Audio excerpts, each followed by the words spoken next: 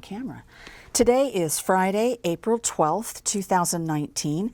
My name is Sue Verhoff, and I'm Director of Oral History and Genealogy at the Atlanta History Center. We are here today to record the oral history of Mr. Perry Mitchell. Mr. Mitchell served during the Vietnam War in Korea, and we had him here for an interview a week or two ago, and this is going to be part 2 of that interview. So thank you so much, Mr. Mitchell, for being willing to come in a second time and share with us some of your experiences. Yes, well, we need the thrilling conclusion to this story, so I'm glad to be here. I saw your notes about where we left off, so let me just say a few more things about the camp where I was, and then we'll get up to the actual truce talks. Y'all wanted to know more about really what happened in the truce talks, so I'd like to do that. The place where we lived, again, was 176 U.S. soldiers and 176 Korean soldiers. And it was called the JSA, which stands for Joint Security Area, because quick history of the Korean War, as some people won't have any idea of, it was fought from 1950 to 1953. And on the South Korean side, so to speak, was the United States and really all of the United Nations. On the North Korean side were Chinese, and that's about it. But they certainly supported that regime. And the fighting took place because the north of Korea, above the 38th parallel, is very mountainous and industrial, and the south is agricultural. And this was the height of the Cold War, 1950. So the world was divided into people on the west side and people on the east side, so to speak. The communist side, and then here's freedom over here, democracy over here. Well, the South was certainly leaning towards democracy, and the Western world wanted that to remain. Well, the North has a border with China, so their influence was very heavy up there. So the fighting started, I don't even remember exactly why, but the fighting started and the North overran the South and pushed the United Nations troops and the South Korean troops almost right off the southern end of the peninsula, but not quite. And this is where MacArthur said, famously, General MacArthur, who was in charge of all this, said, "I shall return." And so sure enough, they did. They came and they pushed the North Koreans and the Chinese soldiers back up to this 38th parallel. And then neither side could do anything. And it couldn't dislodge the other. And to be honest, I think the world and politics just got worn out and said, I don't know what's going to happen. We don't know what's going to happen here, but y'all got to do something. So what they did was they just decided to stop fighting at this 38th parallel. And the war technically never ended. There is no peace treaty between North Korea and South Korea, and there hasn't been ever, still not. So it was a very strange area of the world, and in that is where I got sent, and all of my friends, my Army friends, were there, and it was just a weird area. It was unique, and still is. So we were part of the United Nations fighting force, and in fact, our U.S. Army unit was under United Nations command, quote. And all of us wore this badge. I don't know if Back in the light, I think. Yeah, if you keep it up, yeah, towards you. There you go. Yeah. I'm trying to let you see that. We're going the wrong way. Can you read that? It says JSA 234 is like the number of what your number is as a soldier. But what had happened is the relations up actually in the joint security truce talk area got so tense that the North Koreans, if they could, at any point would try to identify our soldiers, the South soldiers, and pick on them if they didn't like them, and they could tell when they were on duty and when they weren't on duty. So what did the United Nations do? What did we do? We made all the badges say 2, 3, 4, so you couldn't identify the soldier by this thing. But we wore this, and in fact, we had it sewn, a cloth version sewn into our shirts. So that was just one weird thing.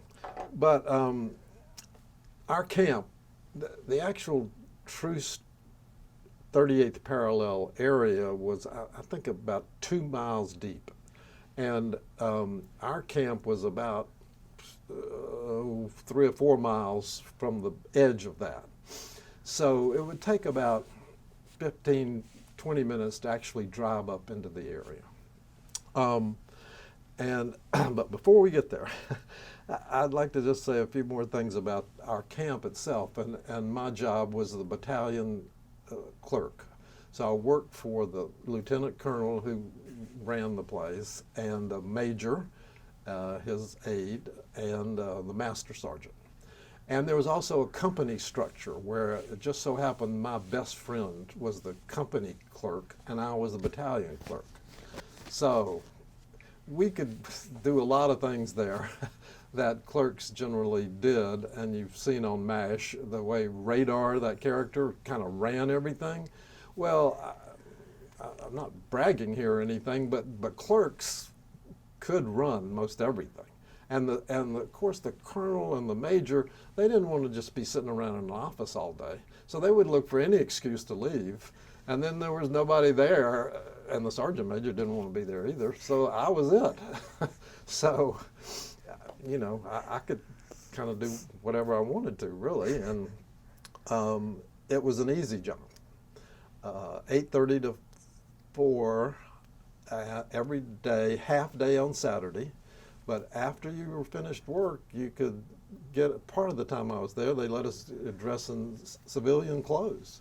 And so I'd get off work and go up to my hooch, change clothes. If it was a warm day, my friends and I'd say, well, how about going over to the pool, getting some sun? Because there was a swimming pool there. I think I mentioned that. There's a swimming pool there, and tennis courts, and a library, and a very fancy kind of officers club. And why would that be? Well, because diplomats and generals and stuff from all over the world wanted to come and see what this truce area was like, and wanted to be able to say, oh yeah, we went into this war zone up here. And so they had all these facilities for diplomats. But when there wasn't anybody there, we could use them. So we played tennis, we went swimming, we did all kinds of stuff up there, and we had a movie theater, we had a library, barbershop, just every kind of thing. So it was good. It was a good way to be, and every day you think, well, I'm not in Vietnam. And so that was wonderful and made us more appreciative even than we were of being there. And I might have mentioned that we didn't even do we didn't make our own beds or clean this hooch place where I lived. We didn't do any of that. We just hired Koreans, workers, to do that. And you paid them, I don't know, it was pathetic. It was $10 a month or something. And you didn't do KP anymore. I know I talked about KP earlier in basic training, which was just the worst thing in the world, because you'd have to get up at 3:30 in the morning and be there for 12 hours. We didn't do any of that, because Koreans worked in the kitchen, and they worked alongside our cooks and stuff. But they took care of everything. We didn't do any of that. So one thing to say about the mess hall was, one day I was in there and we had a lot of rice. I mean, you know, we were in Korea, right? So we would have rice a lot of times, but not all the time.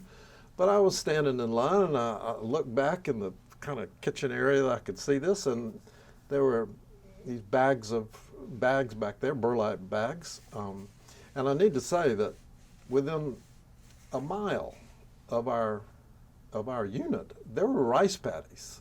And we had to cross a river to kind of get up there, and there were just tons of rice. But there's rice everywhere, of course. So, but I'm looking back in the mess hall, and I'm looking to the back, and I see these burlap bags, and it says USA on them. And then I see them opening a bag and pouring rice out of this bag. And I thought, what? So I asked one of the cooks, I said, where's this rice coming from? And he said, Louisiana. That is emblematic of the Army in a lot of ways. As you will see, I'm not going to be totally anti-Army, but that just seemed absolutely insane, that they were flying rice 13,000 miles when they had all the rice that could feed us for 1,000,000 years within 2 miles of where we were. So, okay, and here's another thing that will just, I don't know if you'll believe it or not, but it's true.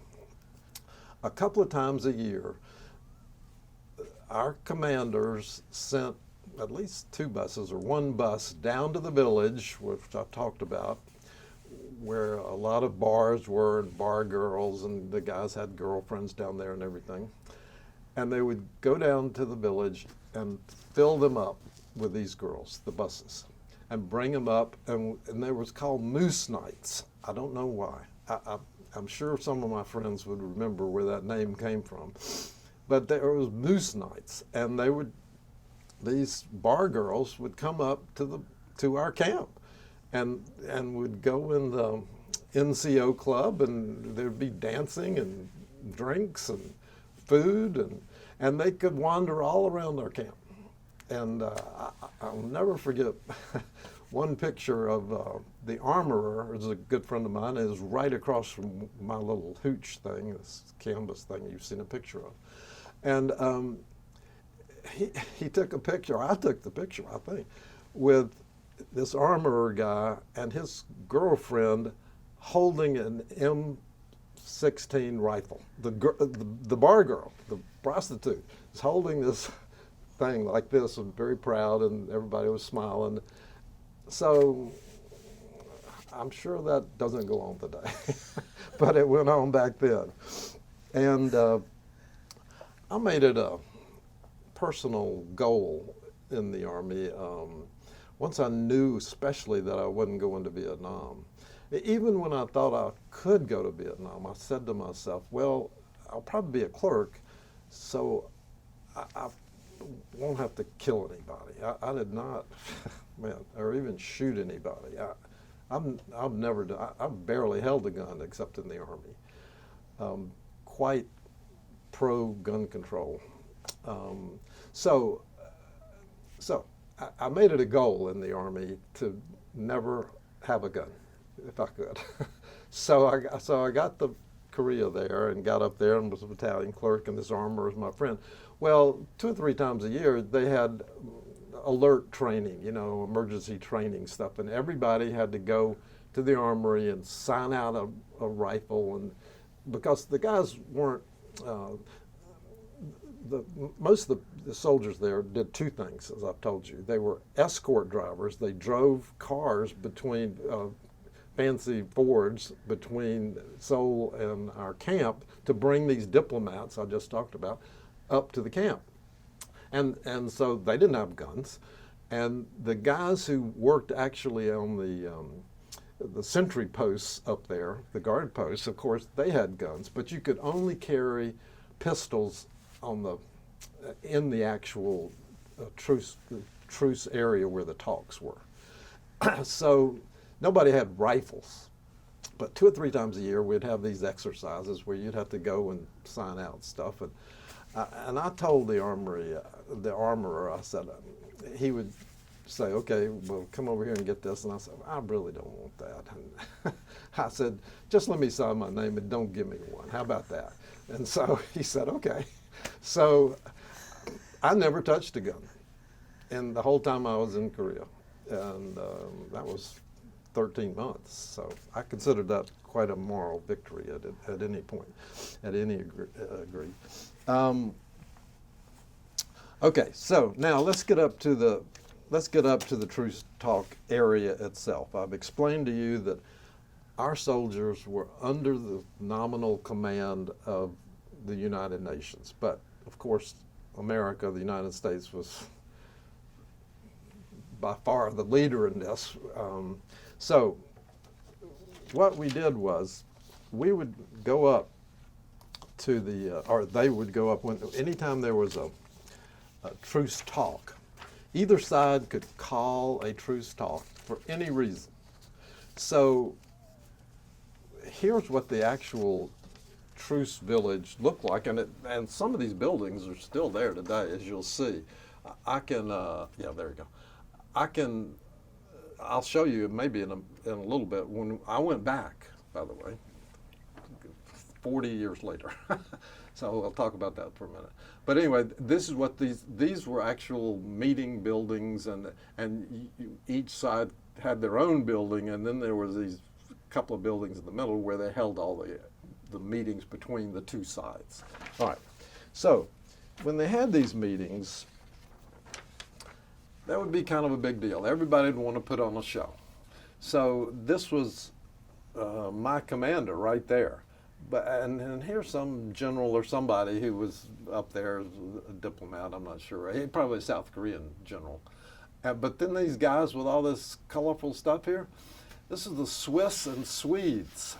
Each side had two observers, they were called, I think, observing side. And ours was soldiers from Switzerland and Sweden. Theirs was Poland, I think, in Czechoslovakia on the North Korean side. So this is what these guys are. That's who they are. And then there's our guys here with the kind of white hats that you see, the white helmets you see, and those are United Nations helmets there. So it was a show when you started these meetings. Okay, so they were so serious about this 38th parallel being the actual dividing line that all those buildings I just showed you, they had a yellow line. And that's the reason the buildings were oriented the way they are, that half the building was in the North Korean side and the other half the building was in the United Nations side, let's call it, the South Korean side. And see these letters here, MDL, Military Demarcation Line. And this line, literally, they would be painted on the wall, and sometimes they would run across the desks. But these are both our guys here. This is a U.S. guy, obviously, and this is a South Korean guy. But in the truce talks themselves, these lines would go, the sides would sit on either side of this line that would be here. And there's one story that I do want to tell, and I have to admit that it could be apocryphal, but I think it happened when I was there, but this was 50 years ago. I may be wrong about this. I've told you that the North Koreans, or a lot of Asians, cultures are very sensitive about height. And the taller or higher something is, the more powerful it is. And that's the reason we had to be 6 feet tall to be up there. And the South Korean soldiers had to be at least 5'10", so that was really big for them. And then the North Koreans got all the biggest soldiers they could find to be there. Well, there was also, here's the United Nations flag, and there was a North Korean flag there, and right on these tables. And so one day, it came to a meeting, and the North Koreans had made their flag higher than this United Nations flag. So the next meeting, the United Nations side, us, we made our flag higher than theirs. And the next meeting, It kept going. They had to pass a special resolution that neither flag could be higher than the others, and this is how high it could be. Boom, period. And it was that's the kind of weird stuff that went on all the time. The other thing that was interesting to me was the language. I was an English major, so I really liked language and stuff. And the North Koreans use these very bizarre terms to us. Hooliganism was a huge term for them. Anytime a U.S. soldier did anything slightly provocative up in the truce area, they would accuse our side of hooliganism. We were doing all kinds of, they would throw rocks at our security lights and knock some of them out. And so some of our guys would do something similar. It's these games they played, but we were always characterized as these hooligans doing all this mischief, and running dogs of capitalism. That was another thing. All you guys are running dogs of capitalism. And so here's one of our officers right in a meeting holding up what were leaflets, propaganda leaflets from the North Korean side, showing that they were trying to influence our guys to defect or whatever. And these were North Koreans looking in outside the windows, the soldiers outside the windows looking in there. And the South Side had a Korean village even further into the actual 2-mile zone I was talking about. That was a real village where farmers grew rice, of course. And the North Koreans built a bigger village, and it looked really fancy and everything, but it was a facade, because they did not trust, and rightly so, I'm sure, any real non-military people to be in there working, because they would just defect.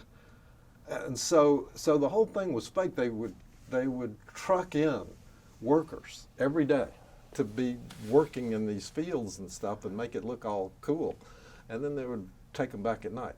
And they had the biggest flag you could imagine up there. This North Korean flag's just huge. And they, of course, had loudspeakers and broadcast music and propaganda stuff, sometimes in English, as I remember, although we could only hear it at the camp where I stayed, if the wind was blowing in the right direction, so to speak. So it was just propaganda stuff.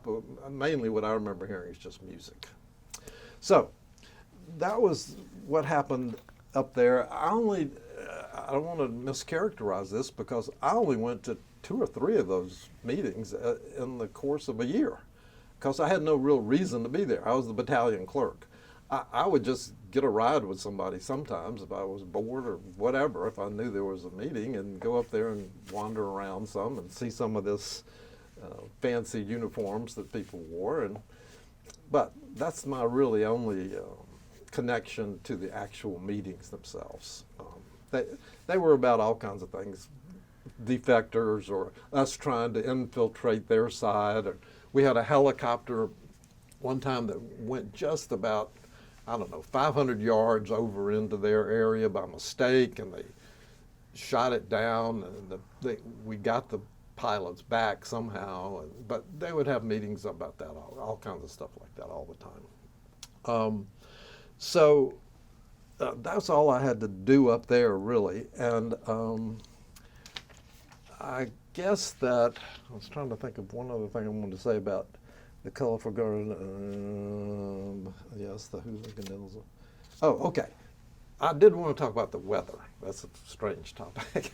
But being from Atlanta and never having been overseas, at 25, I had never been overseas anywhere. Barely been west of the Mississippi, I don't think. So I get to Korea, and the weather was very, very cool to me, because for the first time in my life, I saw 13 inches of snow. And I don't have a picture of that, but you can imagine 13 inches of snow. Well, Atlanta, if we get, well, today, if you get a half an inch, it's a miracle. But we used to get 7 inches of snow or whatever. But this was this beautiful snow, and it would come down several times during the winter, and it was gorgeous. Of course, again, I'm not a sentry or a guard having to plow around in this stuff like those poor guys did. We had these giant parkers with a hood on them and the fur around the face and everything, because it would get cold. It was as cold as I've ever seen it too. It would be, I don't think it ever got below 0, but I think I remember around 5 degrees, probably 10 maybe. It was about as cold as it got. But the weather was interesting to me. And there, of course, there's no pollution up there because there was no industry at all. And this was 1969 and 70, and the country wasn't that well developed. But all the factories that they had were in North Korea. But there wasn't any pollution in the air. So at night, oh my God, at night you could look up and the stars were just fabulous. And especially, of course, if there was no moon. I loved going out there at night and we had lights in the camp, of course, but we would go away from the lights as much as possible, and there were a couple of spots where you could really see the sky. So I loved that. The bad part was that Korea also has a rainy season, and I remember it seemed biblical at the time. It seemed like it was 40 days and 40 nights. It rained. But it didn't rain all the time. It wasn't total rain. It would rain an hour or two every day.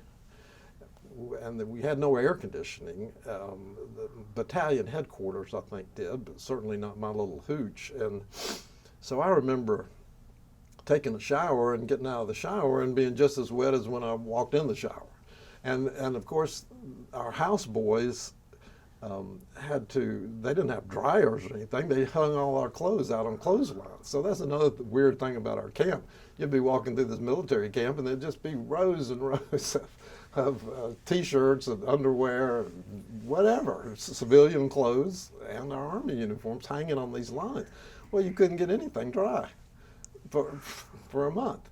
And even worse, for a lot of the guys, our roads down to the village and their girlfriends and the bars and stuff were primarily dirt. So they would get so bad that the buses could not run down to the village. And for everybody else that didn't really go down there, we couldn't get mail. They helicoptered our mail in from the Army was good about that, but they had to helicopter our mail in for several weeks in a row. So that was interesting too. How about the summertime? How about the summertime? It never got. I don't ever remember it being anything worse than Atlanta, certainly, and it never got to 100 degrees. I don't think. But again, the worst part was, it'd be like being in Atlanta in August when the humidity is just super high and seems to never goes away. That's what would happen in this rainy period. And then in the fall, when it stopped raining, it was just beautiful, beautiful weather, just 70 degrees every day and, 55, 60 at night. And that's when you could see the sky. And it was nice. There's no other way to put that. Okay, so we've talked about all that. I just kept doing what I was doing as a clerk, and I wrote letters for the colonel. I wrote slideshows. I helped with the officers' efficiency reports. I think I talked about that. And so. One time we had a master sergeant that my best buddy, the company clerk, and I didn't like, and a lot of other guys didn't like. So we had orders written and had him transferred. We got these orders, we knew the clerks in Seoul, and so nobody ever knew where your next assignment seemed to come from. So we had this guy transferred out of there. and everybody was a lot happier for it. And another time we were bored, my friend and we wanted to buy stereo equipment for a bunch of us, because you could get some things at the PX that we had, little PX and the bigger one down in the Ville. But really the place to get the cheap stuff back then, but good, was in Japan. So my buddy and I got ourselves orders written that we would be delivering a diplomatic pouch to the Tokyo, I forget the name of the main army base there, but there's some big, huge, no, I forget the name of it. But anyways, it's some big base there. So we were carrying some kind of papers. We didn't know what it was. but we got on the military plane down in Seoul, had our friends take us down there, and I'll never forget the timing, because it was New Year's Eve from 1969 to 1970. In other words, New Year's at 1970, my buddy and I, at midnight, were on an Army bus going to this base to spend the night before we we spent 3 or 4 days in Tokyo, just hanging out, and went to the Emperor's Palace and did all kinds of stuff. And we had $2,000 from ourselves and our buddies to buy stereo equipment, and that's mainly what we did. Big Pioneer speakers, TEAC, reel-to-reel tape decks, anything you could name that somebody gave us money for, fancy headphones for back then. We bought all this stuff and had it sent back on the same military plane that we came back on. So we just did stuff like that. I read a lot. We went to movies, played tennis, like I said, and just went swimming and hung out. And so it was great. So all good things, relatively speaking, must come to an end, and I wanted them to end as soon as possible, because I was still in the Army and I had no control over my own destiny or anything. So I found another loophole in some sort of regulation that said, if your commander really wants to and appreciates your service, whatever, you can get out of the Army 30 days early. So I was all for that. So I went and talked to Colonel Byrd, who I really liked, and he really liked me because I could write a letter. but he was a good guy. He was a great guy.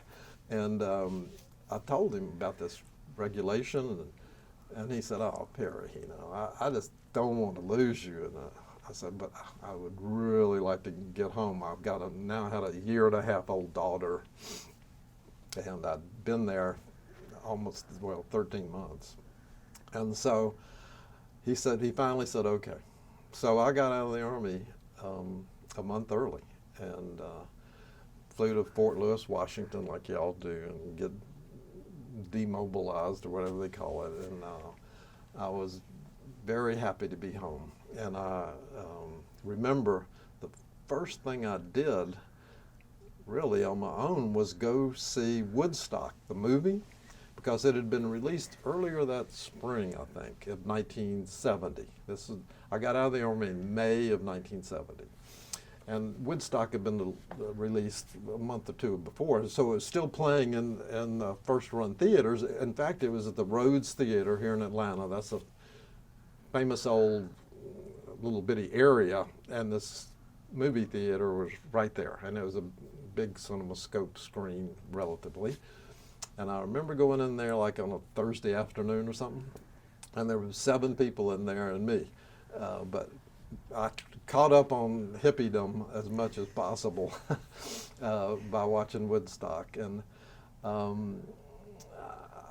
my job, my ad agency in Atlanta, the biggest ad agency in Atlanta, gave me my job back. And my recollection is that if you were drafted, they were legally obligated to give your job back. Of course, I wasn't technically drafted. I signed up for this officer's candidate thing and then dropped it.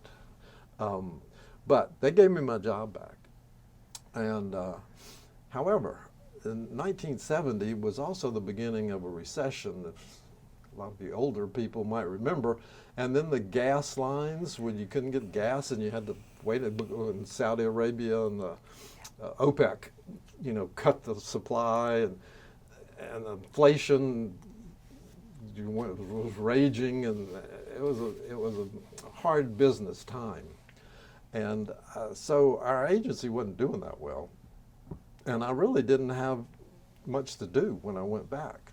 And I was discombobulated. I had lost 2 years of my career. My wife had this baby, and she, and the baby, of course, lived with her parents, had to live with her parents, which she did not want to do. She lived in the bedroom in the house with the bassinet right there in the same room with her, and she wanted to disassociate herself from her upbringing, and I did too. I mean, we were hippies, flat out hippies, wanted to be, and she's still working as a computer programmer, one of the very early ones, but she wanted to get out of that house. We bought a house immediately. Actually, she bought it before I even got home. I had seen movies of it. She sent me and said, yeah, this looks good. Let's buy this out. So we did. And we were in there, and I was working at this job, but I didn't have much to do. I was anti-establishment at the time. I didn't really want to be in advertising anymore. 2 years before, I was so happy to be in this creative cusp of advertising where creative was taking over, and boring old ads were out, and all these new ads, or wild things going on in all these ads, and I loved being part of that. But when I went back after the Army and after these experiences in the Army, I was changed. Number one, from that, and number two, hippies didn't have jobs selling peanut butter to people. I mean, they didn't want to have jobs selling peanut butter to people or doing bank advertising and stuff. So I didn't feel good about that either.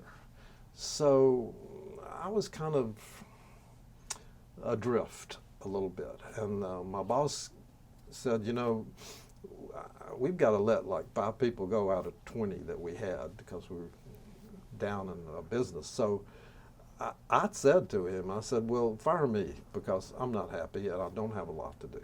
So he did. And then I was really adrift. I didn't have a job. I didn't know what I wanted to do. And my wife wanted to, as I say, get away from her entire background.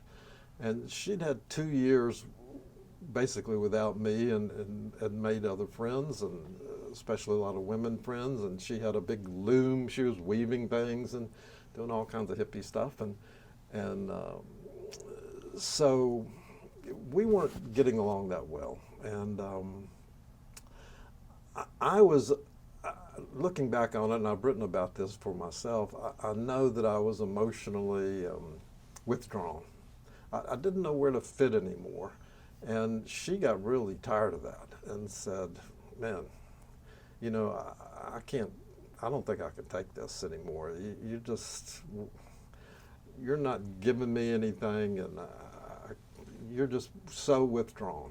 And so she said, I'm leaving if you're not.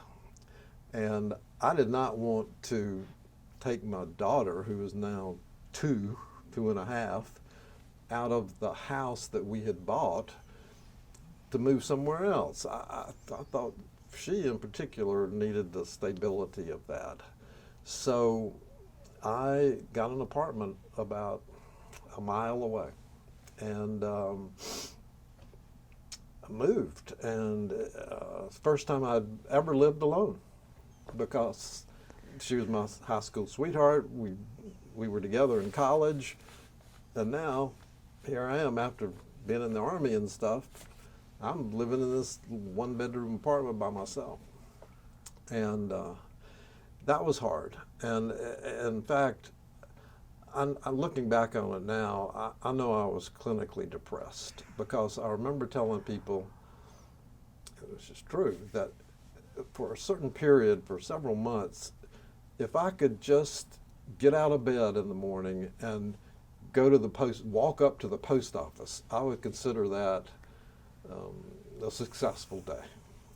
And it was a tough time, and I guess I had been to therapy with my wife, I guess before the breakup some, and I went back on my own.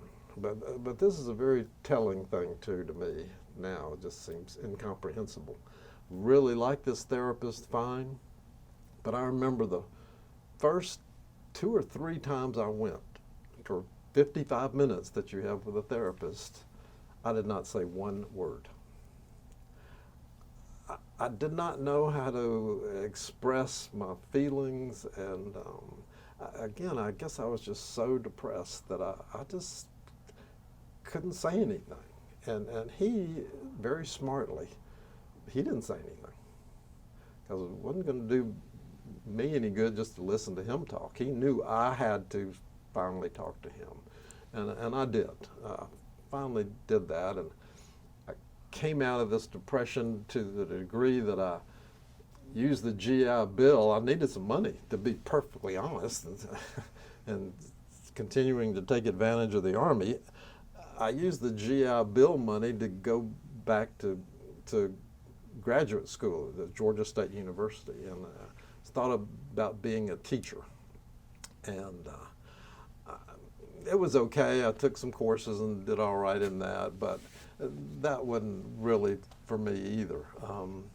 And I guess what might sum up a lot of this feeling that I was having is the fact that for 2 years, I did not cut my beard or my hair after I got out of the Army.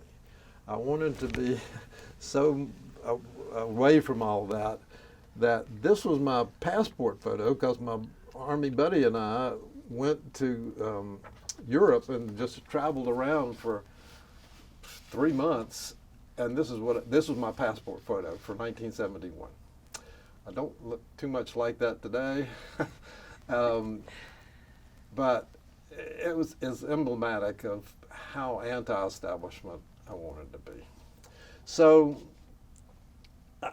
the school thing didn't work out. I guess I realized I needed a job somewhere, somehow, and advertising's the only thing I'd done. And now a year and a half probably passed at least since I got out of the Army and got fired from my job. And so I got a job at a small ad agency that wasn't very good, but I got back in the business. And from that, I kept climbing up, and I got an ad agency job at the most creative shop in Atlanta. And so that really helped me a lot, and it got me back in the swing of advertising. And I always tell people, I never tried to sell anything. I never lied about any product I ever wrote about or service, knowingly lied in an ad about any of that. And I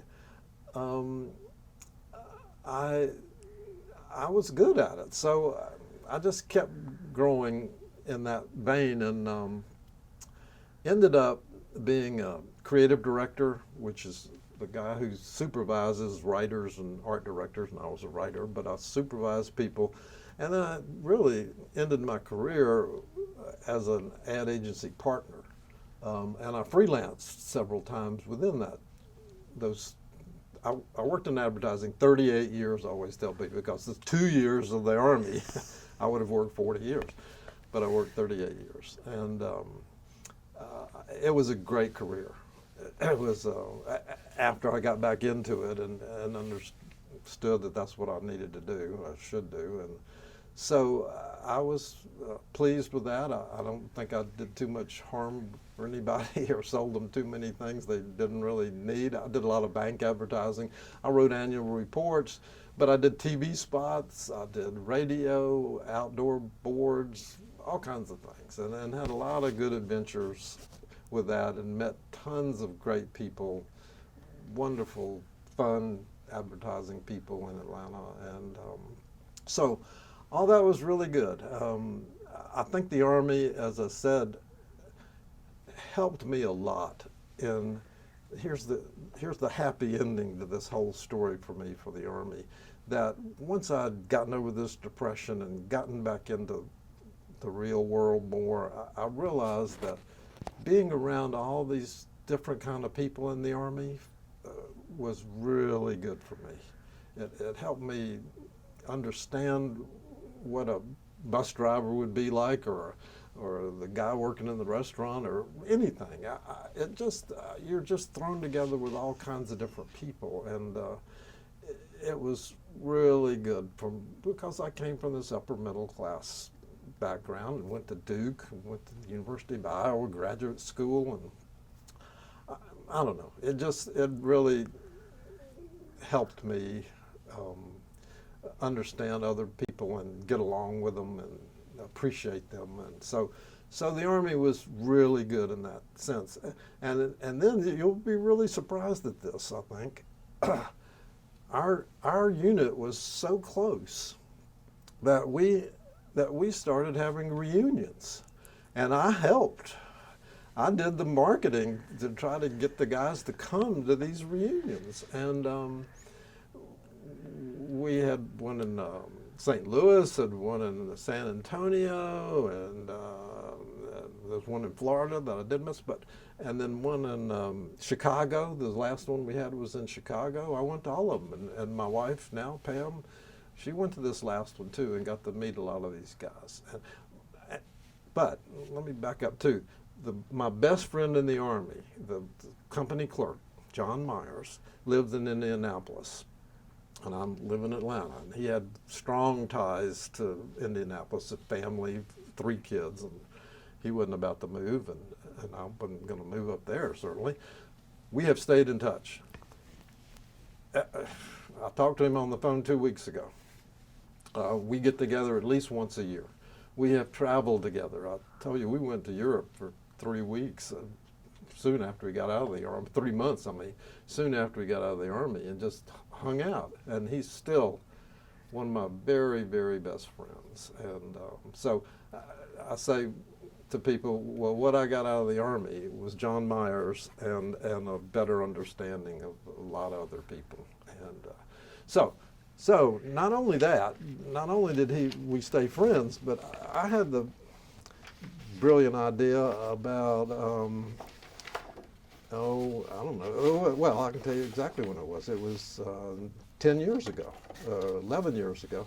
I had the brilliant idea that I wanted to go back to Panmunjom and see it again.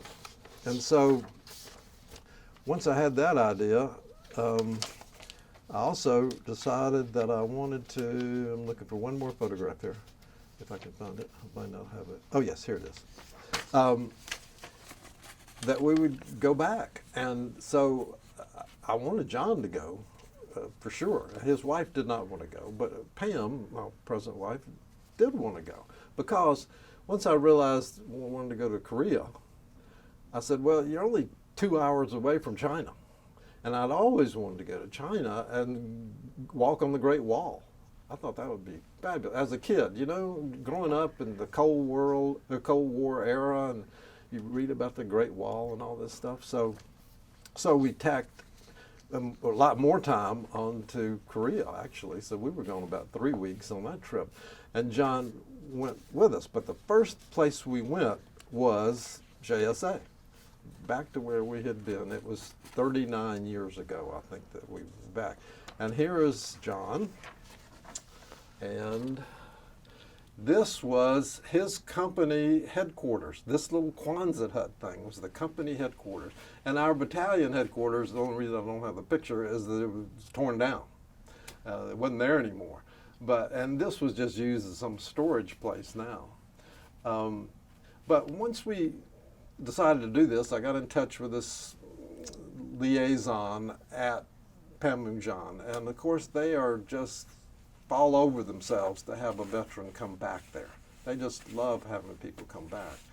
And so they rolled out the red carpet for us, and I kept saying, man, is this ever bizarre?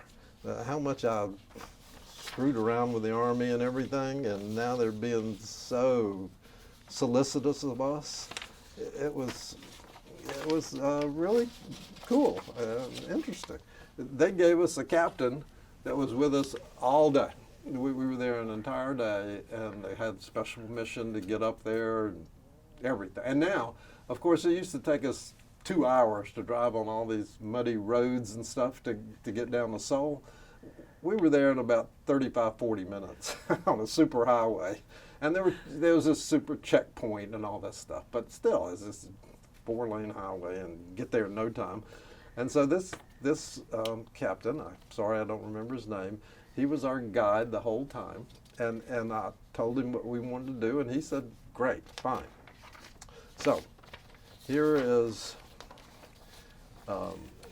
John and I again at the Flag Plaza. These were flags, the United Nations flags, and there was about I think it was 16 nations that were really part of this military stuff somehow. And so these are the flags that represent all those nations. This is the Flag Plaza. All the diplomats wanted their pictures taken there. And here is the thing that changed the most about the actual truce village is that before we had these guard posts with guards there 24 hours a day. And the North Koreans had guards on their guard posts 24 hours a day. And then they was always looking at each other in binoculars and everything.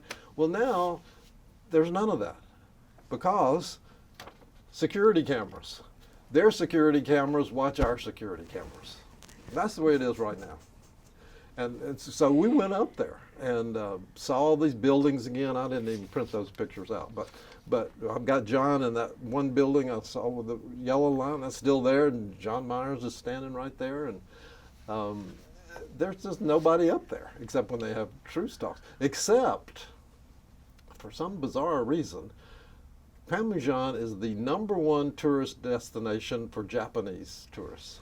I guess partly because it's so close, but maybe they still think of the danger of being there and it's kind of exciting or something. I really don't know. But the guy told me, the captain told us, I think he said there were 200,000 Japanese that would come there in a typical year. I may be off on that, but we saw some buses that were coming up when we were there for our little visit. But anyway, in general, it's like a ghost town because there's just their cameras and our cameras, and there are no Americans up there anyway doing what we did, and now all South Koreans do all that. Any kind of guarding and stuff that really goes on, they take care of all that, and rightly so. So here's another thing that happened about 20 years ago.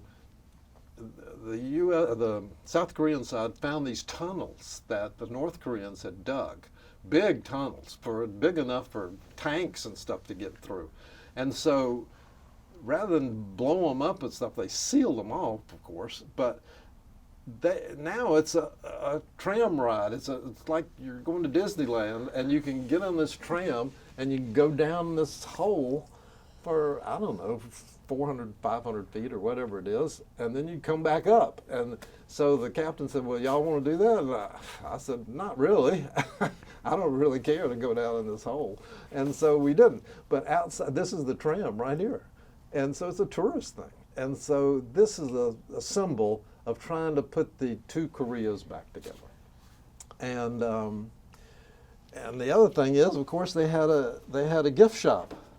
And so I made sure that I got a T-shirt. Here's the T-shirt with JSA on it, and it says 234 right there. That same number I told you that was for everybody is there. And on the back, it really explains what was going on. United Nations Command Security Battalion, Joint Security Area. In front of them all was the name of our, the motto of our unit. And there's the 38th parallel right there. So there's Seoul, there's Panmunjom, and the truce area right there. So I wear this shirt, but you know, when I'm out exercising, working in the yard, whatever, it's one of my favorite shirts. So I think that's about the end of my journey there. It was a very traumatic time, as I said, but I came out of it, and I felt like I came out of it stronger and a better person. I don't credit the Army with all of that by any means, and I had rather not have been in the Army than been there. But having been there, I think I took away the best parts of it, and you know, so still live with them. And I'm going to, John and I just got together several months ago, and we're getting together again in another couple of weeks. So he's a great guy. That's fantastic. And I think that's it, as far as I know. But any questions you have? I do have just a couple Okay. of questions. So you came home in 1970, correct? Yes, Okay. May of 1970. Anything that you remember about your coming home experience? Did you go home in uniform? Did you run into any of the things? Oh yeah, that's a good question. No, I never ran into one bit of that. Of course, you had to wear your uniform when you left Fort Lewis after they took you out, but I think maybe as soon as the plane landed, I probably changed clothes. And it wasn't because I was afraid of being spit on or anything. I just wanted to get out of the Army clothes. So, but no, I never ran into that. I'd never had a friend say, oh, you're a baby killer. Nothing. And the other thing is, you could talk to 20 of my friends today, and 19 of them would say, Perry in the Army? No. I mean, people just don't think about me being in the Army. I'm just not that kind of guy. Awesome. So. And family. You said that it appears that you divorced your first wife then? Correct. Okay. And how did you meet your wife? My current wife? Mm-hmm. I think I've mentioned that. When we first started, I met her right here at the Atlanta History Center. They had the singles nights, and so she came up and picked me up. She started talking to me, and when she left her business card, and I thought, well, that took some guts to leave me her card, and I said, I felt really good about it, so I called her, and we went out to dinner, and boom. That Awesome. was 22 years ago. Ah, wonderful. Congratulations. So yeah, and we got married here. Ah, I told wow. you, yeah, we 50 feet from here, our reception after the ceremony, we got married outside, back of the main building within a garden area, and then we came in McElreath Hall and had our reception and dancing right there in the main thing, and the food in the ball in the room back there. Perfect. And children? I do. I have one daughter. That daughter who Yes. was born. Make me feel old. She just turned 50. Here I am. Well, 26 years. So I was 26. I'm 76 years old now. And she just turned 50. Has 2 sons. Great grandkids. Wonderful grandkids. She did me the huge honor of naming their oldest son Mitchell as his first name, Mitchell Adams, and Cullen, his younger brother. They're both fabulous kids, and so that all Wonderful. turned out fine. Are they here in Atlanta? No, that's a bad thing. Ah, They okay. live in Portland, Maine. Oh, But Delta has a direct flight. There you So we go see them and they come down here. okay. And you retired from advertising what year? Yes, I did. I've been retired 13 years. Oh, wow. Yeah, retired a little bit early. I was ready to Wonderful. retire. I've been volunteering ever since, and staying busy around the house. I like to work in the yard. I've lived in the same house 49 years. The same one. It was bought. My ex-wife bought it in 1970 before I got home. I'm still there because she moved away, and I got the house back. Gotcha. And what are some of your volunteer activities? What? Yes, the main one I did for a while was Compassion and Choices, which is the nation's largest charity, nonprofit, that deals with end-of-life issues, advanced directives, and aid in dying, medical aid in dying. That's what it's all about. And I was the president of the Georgia chapter for 7 years, and I gave my wife and I, Pam, we devised a PowerPoint of telling people why they should have advance directives, because only about 35% of Americans even have one, and in Georgia it's about 25%. So we gave this presentation to over 1,500 people, and so that made me feel good. I don't want to go into all that, but if you don't have an advance directive, you are doing yourself, but mainly your family, a huge disservice. And please get an advance directive. And there's a newer thing called a post that when you get older you can get that, and that's really good too. But the ultimate thing is for everybody to be able to take advantage of medical aid in dying. When you have a terminal disease, less than 6 months to live, blah, blah, you can get medicine that lets you end your life and end your certain suffering. I've seen this too many times, and it's a wonderful thing to have medical aid in dying. So I did that, got real involved in a neighborhood fight with a developer who wanted to put 7 houses on 2 lots where there were only 3, and fought that for a long time with a bunch of people in the neighborhood, and been on the board of directors of the Druid Hills Civic Association and stuff like that. But now I wanted to get out of that sort of leadership thing and just be a worker. So I found this perfect charity for me. It's called Books for Africa. And that's exactly what they do. They send donated school books to kids in Africa.